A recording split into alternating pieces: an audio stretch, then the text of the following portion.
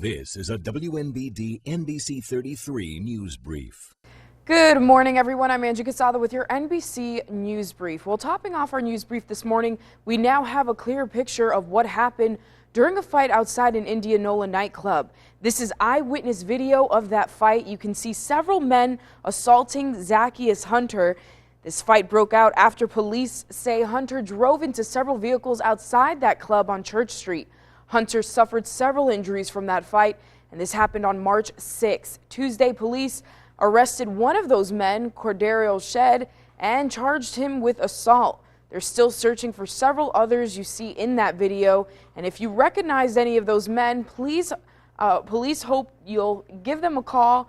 And by the way, a judge set Cordario Shed's bond at $25,000.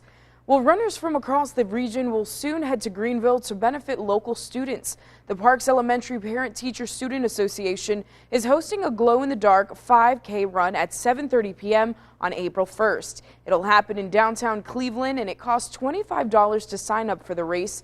You can pick up a registration form at Parks Elementary.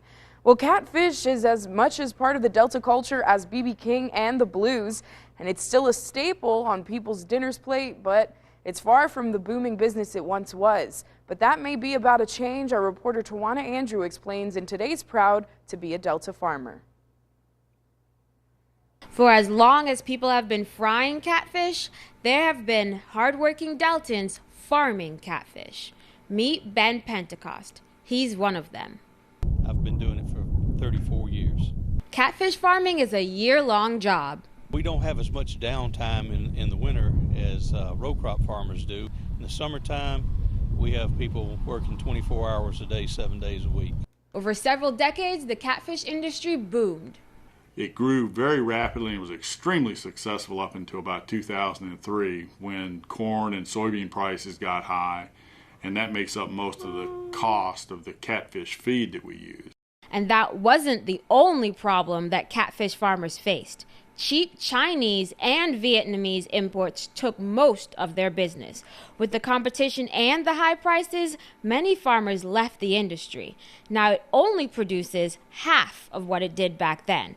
Through all of that, Ben and his brother stuck it out. We've had some big challenges the last few years, but I think the future looks good right now for the catfish industry. A lot of new things coming along, a lot of new technology.